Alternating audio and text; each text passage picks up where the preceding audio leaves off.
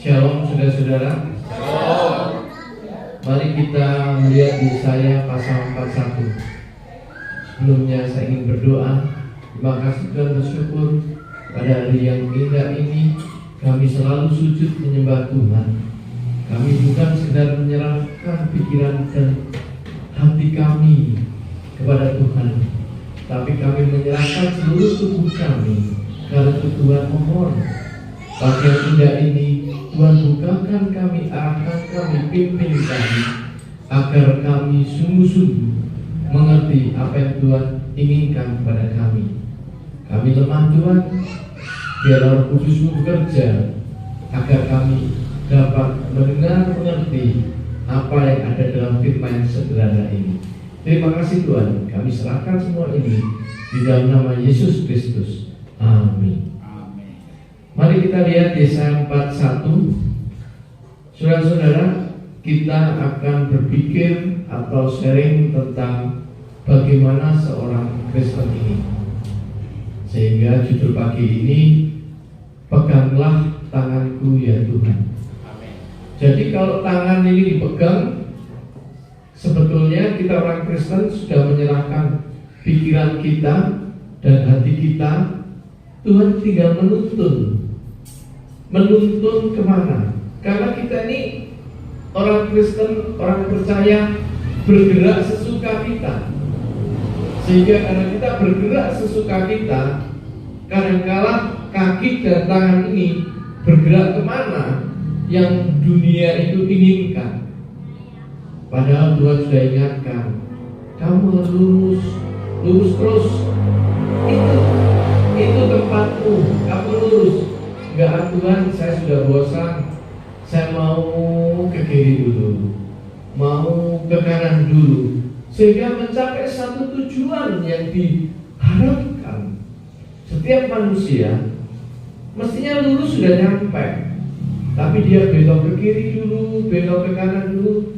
Tuhan pegang tangan itu, nih kamu kesini, nggak nyampe.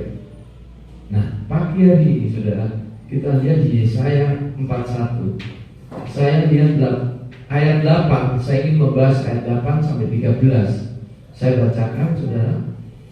Tetapi engkau, hai Israel, hambaku, hai Yakub yang telah kupilih, keturunan Abraham yang kukasihi, engkau yang telah kuambil dari ujung-ujung bumi dan yang telah kupanggil dari penjuru-penjurunya. Aku berkata kepadamu, engkau hambaku, aku telah memilih engkau dan tidak menolak engkau. Saudara-saudara, kita semua di tempat ini adalah hamba-hamba Tuhan. Kita di tempat ini adalah semua ada orang-orang percaya. Kita di tempat sini adalah orang-orang yang dipilih dan dipanggil Tuhan. Amin. Untuk hidup seperti ini. Saudara, dunia itu cuma ada dua. Kalau nggak hamba setan, hamba Tuhan. Nggak ada separuh setan, separuh Tuhan. Nggak boleh. Maka kita pilih yang bagus, kita hamba Tuhan. Amin saudara. Kita ini hamba Tuhan, yang dipilih oleh Allah, yang dituntun oleh Allah, dan dipanggil oleh Allah. Dan pagi ini dan seterusnya dan sebelumnya juga, saudara adalah orang-orang yang dipilih dan dikasih oleh Tuhan. Kalau kita ini dikasih Tuhan, Bapak Ibu, dalam Kejadian 1 Allah menciptakan. Kalau Allah itu menciptakan manusia, Allah itu bukan sekedar menciptakan, tetapi Dia memelihara kita, menjaga kita, menuntun kita, memprotek kita, melindungi kita. Apapun yang kita inginkan, yang menciptakan kita ini, yang mencukupinya. Apapun yang kita rindukan, yang mencipta ini, yang akan mewujudkan, menjawab kerinduan kita. Karena itu dikatakan bahwa yang mencipta itu sekarang memilih kita. Yang pencipta itu sekarang memanggil kita, maka kita masuk di dalam rumah Tuhan. Jadi kalau kita semua di tempat ini orang-orang yang sungguh setia, Bapak Ibu, orang-orang usia saya 60 tahun. Jadi ibu-ibu yang usianya di atas saya, luar biasa kesetiaannya. Ini sudah teruji, jangan diuji lagi lah. Ini sudah, ya Bu ya, sudah teruji, sudah nggak perlu diuji lagi. Karena kita sudah terbukti sepanjang hidup bersama-sama dengan Tuhan. Amin. Adik-adik kita yang usianya 40 ke bawah, itu ada anak-anak remaja, satu apa. Adik-adik kita yang masih sekolah, kuliah, maka kita harus berjuang, memperjuangkan hidup kita. Karena kita dipanggil Tuhan waktu kita masih panjang, dan kita harus berkarya untuk Tuhan. Dan saudara-saudara yang seusia kita, maka pertahankan satu prestasi atau prestasi dalam hidup ini yang ada. Tuhan telah memanggil kita. Sekarang hidup ini, apa yang harus kita cari? Apa yang harus kita cari? Saya ditanya usia 60 tahun, apa yang kita cari? Ya sudahlah, bertahan hidup, berkarya. Sebentar lagi kesenggol jatuh dipanggil Tuhan, Pak. Jalannya pelan-pelan. Aduh, gimana nih, harus pelan-pelan. Dulu lari. Sekarang pelan-pelan Pak, pelan-pelan. Saya 60 aja kalau naik tangga sudah anak-anak sudah ingetin, Pak, pelan-pelan, Pak, pelan-pelan. Emangnya saya jatuh langsung meninggal. Saudara, memang waktu kita semua terbatas. Karena waktu kita yang terbatas ini, maka dikatakan jangan sia-siakan kesempatan. Saat ini engkau dipanggil oleh Tuhan. Jangan sia-siakan waktu yang ada ini, karena engkau telah bersama-sama dengan Tuhan. Bahkan engkau telah dipegang tanganmu bersama Tuhan, dituntun Tuhan. Tuhan, kalau manusia tidak bisa menuntun aku, engkau tuntunlah. Kalau aku berjalan di tempat-tempat yang sungguh berlubang-lubang, Tuhan yang tuntun. Amin. Dulu, saudara, saya masih muda, saya naik Bromo. Di Gunung Bromo tidak pernah takut. Sebetulnya belum ada anak tangga. Sekarang cuma ada anak tangga 250. Saya sudah kecapean. Saya pikir sudahlah, saya takut. Kamu aja anak muda naik. Saya duduk paling di kursi di kakinya saja. Tapi dulu waktu saya masih muda, saya sudah naik kemana-mana. Pergi ke suatu tempat, jalanannya kaca, lantai tingkat tinggi, lalu nyebrang ke gedung sebelah sana, kaca di Singapura ada di beberapa tempat ada kaca. Anak-anak muda main kaca, jalan kaca, nggak takut dia jatuh. Saya yang usia segini, Tuhan, mati ya apa ini? Jalan udah tinggi sekali sudah. Jadi kita sudah berubah. Ibu-ibu, bapak-bapak, seusia saya dan kakak-kakak yang lebih jauh sudah berubah hidup ini. Mungkin kita tidak berani lagi naik ke atas. Untuk apa? Sudah tidak perlu. Yang perlu sekarang adalah dikatakan Tuhan mengajak kita, memanggil kita bertahan di dalam iman kita. Tuhan mengajak, sudah kita bertahan. Sebetulnya perikop ini sama dengan Abraham. Kejadian 12 ayat 1. Tuhan memanggil, Tuhan memberi janji, lalu Tuhan memberkati. Ayat ini juga begitu. Ayat 8 sampai ayat 9 Tuhan memanggil kita. Iman kita bertahan. Kita orang yang bersama-sama dengan Tuhan. Lalu Tuhan memberi janji. Ayat 10 sampai 11 janjinya. Jangan takut, sebab aku menyertai engkau. Dikatakan jangan takut. Dalam bahasa Ibrani saya enggak yare. Kebiasaan itu yare itu dalam takut. Takut di sini itu mempunyai arti, saudara. Kamu harus memposisikan dirimu tidak pernah takut. Kamu harus memposisikan dirimu tidak perlu gelisah. Kamu harus memposisikan dirimu, tidak perlu khawatir menghadapi hidup ini. Seringkali Tuhan, saya tidak punya apa-apa sudah habis. Besok bagaimana? Saya mengalami banyak kesulitan Tuhan. Bagaimana ini? Anak-anak sakit, semua sakit. Muncul dalam hati. Lalu besok saya bagaimana? Tapi ayat ini mengatakan, jangan takut, sebab aku menyertai engkau. Jadi di dalam keadaan kita sulit, sukar seperti ini, kita dikatakan Tuhan ada bersama kita. Ada satu cerita, Bapak Ibu, ada seorang yang keluarga sederhana, anaknya masuk dokteran, kuliah. Wah, orang tua bangga. Tapi biayanya orang tua sedih. Dia jual sawah, dia jual binatang apa, sapi, kerbau yang dia punya, kuda yang dia jual. Apalagi nanti kalau anaknya praktek beli mayat, harganya begitu mahal. Wah, sudah tidak bisa. Nah, nggak usah kuliah yang sulit-sulit kayak gini.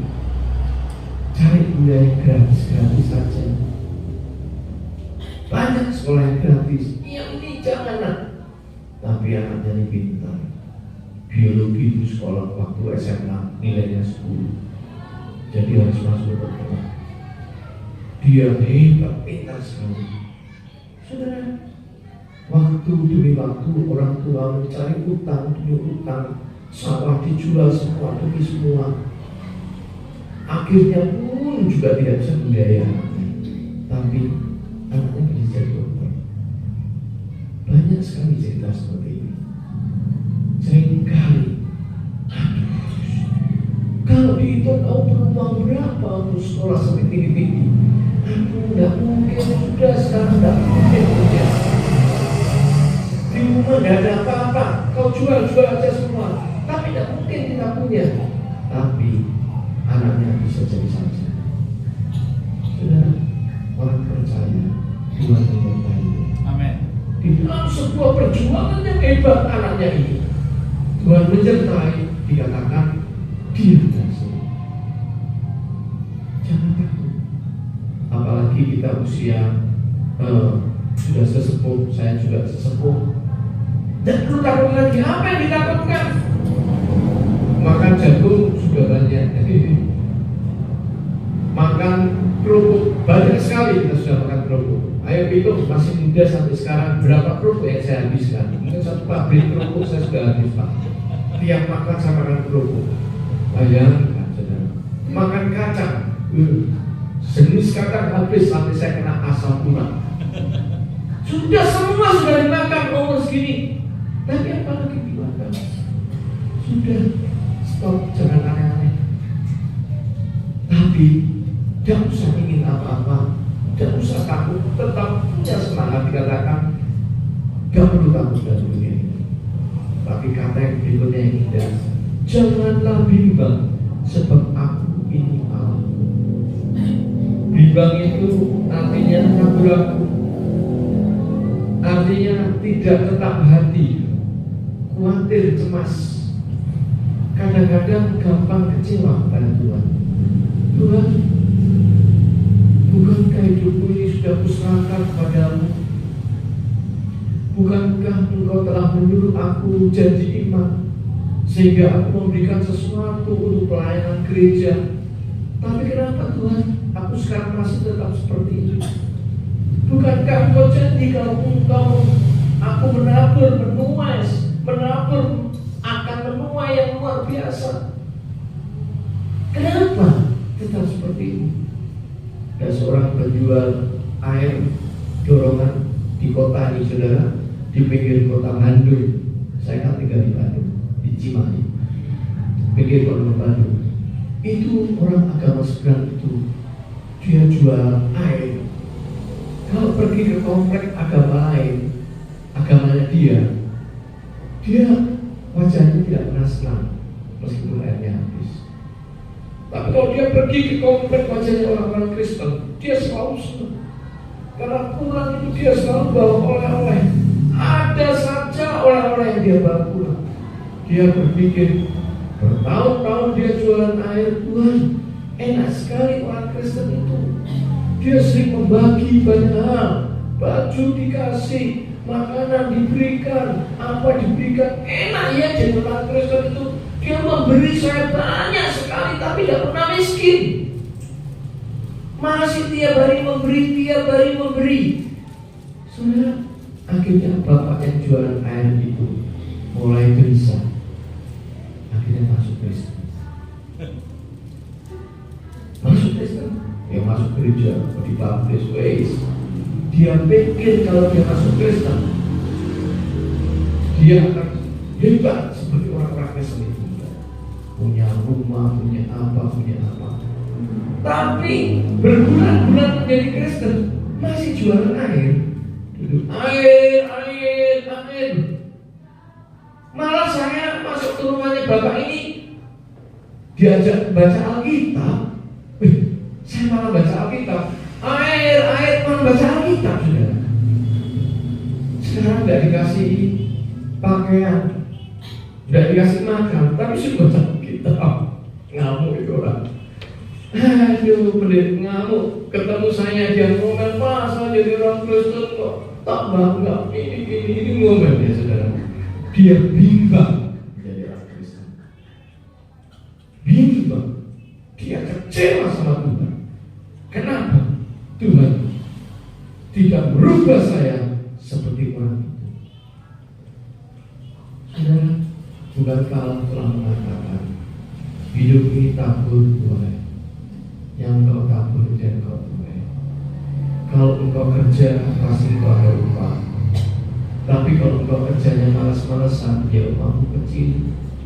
Tapi kalau engkau kerja keras, ya upahmu banyak. Hidup itu sudah jelas tabur tuai. Kamu menabur kejahatan yang menuai kejahatan, menabur kebaikan yang menuai kebaikan.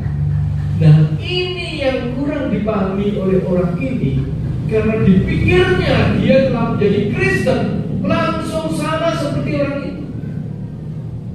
Malah mungkin diberi macam-macam. Wah, kalau saya jadi orang Kristen, maka aku sudah tidak jualan air lagi.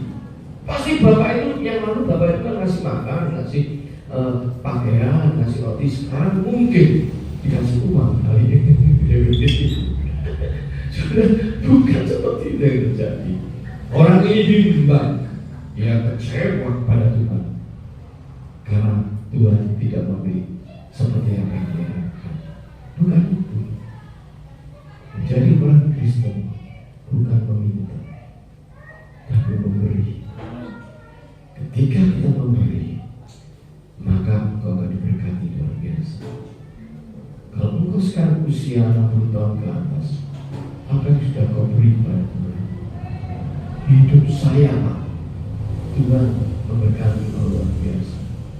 Bukan engkau saat ini diberkati luar biasa dirimu, tetapi anak cucumu. Ibu-ibu banggakan kalau punya cucu sarjana semua, kerja semua. Karena hidup kita memberi pada Tuhan. Kalau kita memberi pada Tuhan itu bukankah Tuhan mengatakan ketika Allah menciptakan manusia beranak jujurlah dan bertambah banyak. Artinya apa? Seluruh keluarga kita itu bertambah banyak yang menyembah Allah. Jadi ketika Bapak Ibu, saudara-saudara keluarga semua sudah menyembah Allah, itu tugasmu selesai. Tapi di dunia ini, keluarga besar kita pasti ada yang belum menyembah Allah. Ayo kita hitung-hitung berapa saudara Bapak Ibu di rumah atau di mana, anaknya berapa, cucunya berapa, cucunya punya cicit-cicitnya berapa. Apakah semua ini menyembah Allah? Pasti ada 1, 2, 3 yang tidak menyembah Allah. Inilah tugas kita sebagai orang tua, mengingatkan anak kita untuk menyembah Allah. Mama saya, saudara, tidak bisa berdoa. Setiap ketemu saya, selalu saya suruh berdoa. Kok saya yang suruh berdoa? Kok mama yang berdoa? Aisyah, ayo belajar doa. Kalau berdoa tidak ada titik komanya. Ngomongnya kapan berhenti? Mama ini ngomong apa? Ya sudah, pokoknya berdoa, jangan diprotes. Kalau SMS ke saya nggak ada titik komanya, saya terjemah sendiri. Ngomong apa sih mama ini? Titiknya mana, komanya apa? Orang tua. Tapi saudara, pelan-pelan akhirnya satu hari dia sudah mulai bisa berdoa. Dan dia mendoakan anak-anaknya, mendoakan cucu-cucunya, mendoakan semua. Maka kekuatan doa ini luar biasa dari orang tua. Karena itu Bapak Ibu, marilah kita jangan berpikir kalau kita sudah sepuh usia tidak berguna di hadapan Tuhan. Itu salah. Kita menjadi tiang doa yang luar biasa. Mulut kita adalah berkat yang luar biasa bagi cucu anak-anak kita. Ketika kita marah-marah, ini orang tua ya, sepuh ya, semua anak saya, cucu, cicit, semua saya yang paling tua ya. Ini orang yang berhati tua. Satu hari ada mahasiswa saya dari luar pulau. Anak ini nakal sekali di rumah, tidak mau kerja, udah lulus SMA, nganggur, mencuri ini, mencuri itu, nggak godain orang, ini pacaran, nakal sekali Bapak Ibu. Orang tuanya sudah marah, orang tuanya sudah bilang, tidak ada gunanya kau punya anak seperti kamu ini, sudah berantem sama orang tuanya. Akhirnya dia dipanggil Tuhan untuk sekolah, bertemu dengan saya. Saya suruh kerja, Pak, Ibu. Saya suruh kerja. Dia kerja, dapat gaji 1.250.000. Saya paksa 100.000 kirim ke orang tua, karena orang tuanya tidak mampu. Ketika uang 100.000 itu dikirim ke orang tuanya bilang apa? Anakku pintar, anak hebat, sekarang sudah kerja di Surabaya, bisa kirim uang ke orang tua. Minggu depan kirim lagi 100. Wah, mulutnya dia memuji-puji anaknya. Ketika orang tuanya mulutnya memuji-puji anaknya, itu artinya apa? Memberkati anaknya di Surabaya dan anaknya diberkati Tuhan. Jadi Bapak Ibu, marilah kita orang-orang tua menjadi berkat bagi anak-anak kita. Tapi kalau mulut kita masih menjelek-jelekan anak kita, kita menutupi anak kita. Kasihan anaknya. Di Jakarta dia kerja, di Surabaya dia kerja, dari uang balik pulang, sudah kirim orang tua 100.000. Kamu mau kirim 100.000, kurang ini, belum beli ini. Sabarlah, berkatilah dulu anak itu. Kalau anak itu kau berkati dengan berkat perkataanmu, dia diberkati Tuhan. 100.000 tambah 200.000, lumayan dong. Nanti diberkati lagi tambah 300.000. Atau nanti kita pura-pura sakit, sakit ini. Nah, kita selalu, mama saya juga begitu. Sakit ini. Apa? Ini mobil ini nggak punya duit, terpaksa kita kasih duit. Enggak diguyur-guyur. Enggak, kita bukan ngajari pura-pura sakit, enggak. Memang mama saya selalu begitu, ngomong minta uang. Sakit ini, nah gitu kan. Dia sudah enggak apa-apa nama orang tua, tapi kan anak kita kan sukses. Dia kerja dan dia punya uang dan memberi kita. Berarti anak dan orang tua diberkati oleh Tuhan. Amin Bapak Ibu. Amin. Ya. Berikutnya dikatakan, sesungguhnya semua orang yang bangkit ayat 11, amarahnya terhadap dan engkau akan mendapat malu dan kena noda. Jadi kalau orang yang sudah diberkati oleh Tuhan, orang yang tidak takut sama Tuhan, orang yang teguh bersama dengan Tuhan, maka semua yang mengganggu dia dikalahkan oleh Tuhan. Dikalahkan semua orang yang menyerang. Dikatakan adalah orang yang menyerang dia itu adalah akan mendapat malu dan kena noda. Ayat 12 ayat berikutnya dikatakan, orang-orang yang membantah engkau, melawan engkau, tidak akan ada yang bisa mengalahkan dia. Tidak akan bisa menyerang, menjatuhkan kita, karena kita orang-orang yang teguh bersama dengan Tuhan. Dan engkau akan mencari orang-orang yang berkelahi dengan engkau. Misalnya ada orang yang kita mencari orang, tidak ada musuh kita, tetapi tidak akan menemui mereka. Orang-orang yang berpegang melawan engkau akan seperti tidak ada dan hampa. Artinya adalah kalau kita hidup bersama Tuhan, kalau kita tidak takut lagi, kita tidak bimbang lagi, kita kuat hidup kita utuh bersama Kristus, maka tidak akan ada musuh yang bisa mengganggu kita. Tidak ada orang yang bisa mengganggu, karena Tuhan mengatakan, Tuhan memelihara kita. Saudara, ayat atau kata yang paling indah yang saya nikmati dalam hidup ini sebagai orang Kristen begini.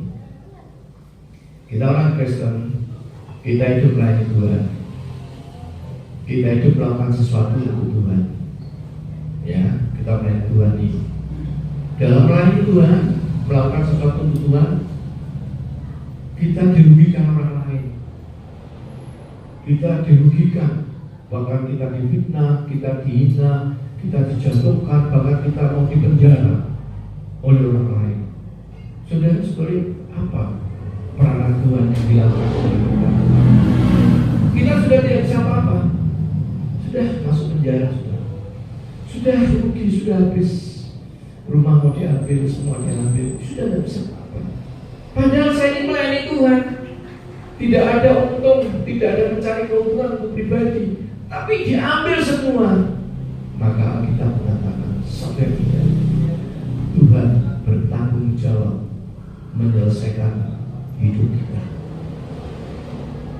Jadi kalau kita mengalami sesuatu yang luar biasa, Tuhan sendiri yang akan menyelesaikan, karena kita tidak mampu menyelesaikan. Bukankah ayat mengatakan pencobaan-pencobaan itu kalau melampaui kita, Tuhan sendiri yang menyelesaikan. Jadi kenapa masih takut?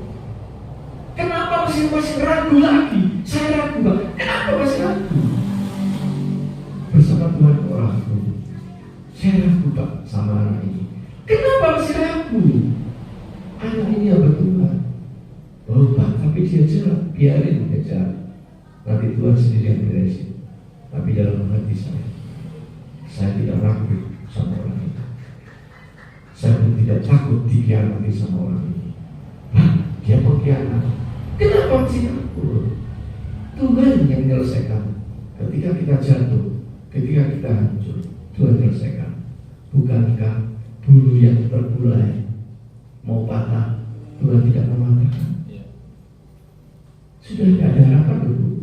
Saya di Surabaya itu bercocok tanam, berkebun. Saya baru tanam sawi, maklum pemula, tanam lombok, tanam terong, tanam apalagi banyak.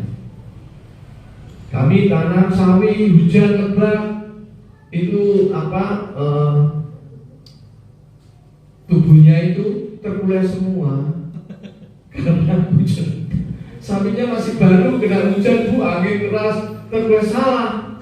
Mestinya didiamkan dulu sampai agak tua dikit, udah kuat, baru dimasukin tanah, Bu. Saya enggak. Saya bilang Tuhan, kok saya melakukan kesalahan.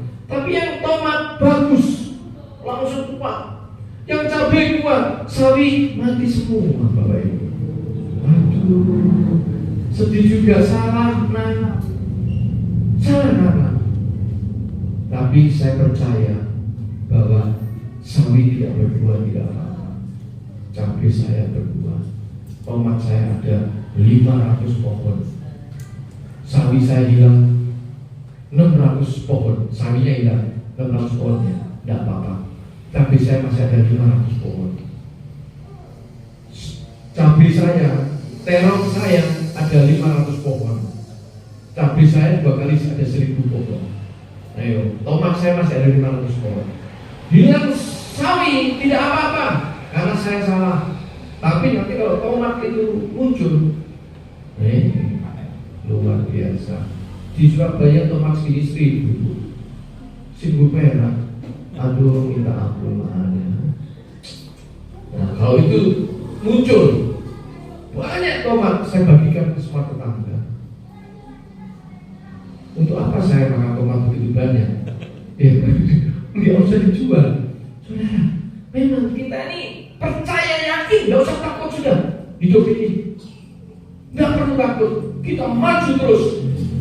Sepanjang hidup ini, selama kita tetap bersama Tuhan, semuanya beres. Dan ayat yang paling indah, ayat kata kunci, sebab aku ini, Allah mengatakan, Tuhan Allahmu memegang tangan kananmu dan berkata kepadamu, jangan takut, akulah yang menolong engkau.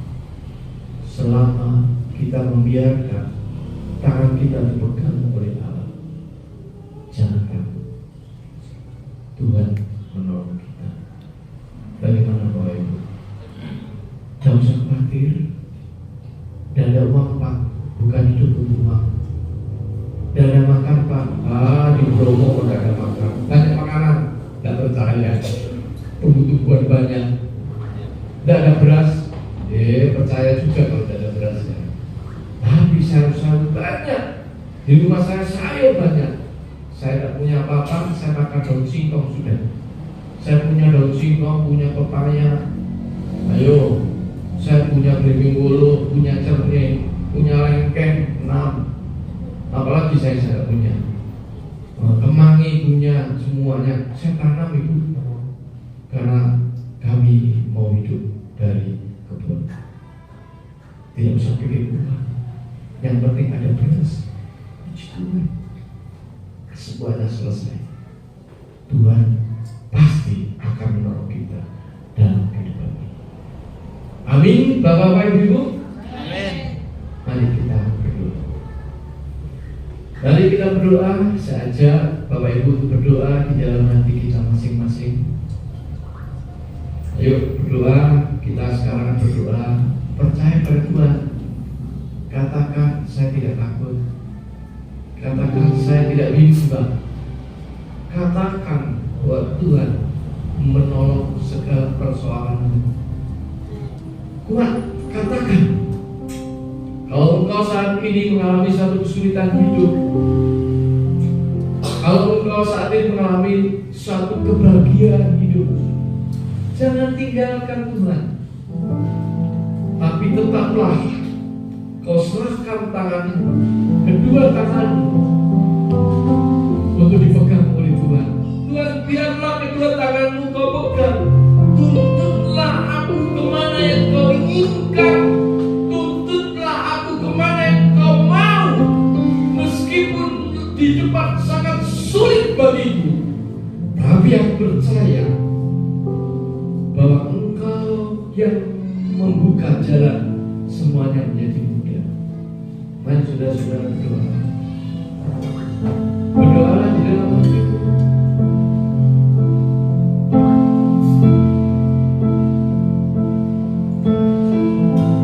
Berdoalah di dalam hatimu. Terus berdoalah jangan takut. Terima kasih. Berdoa.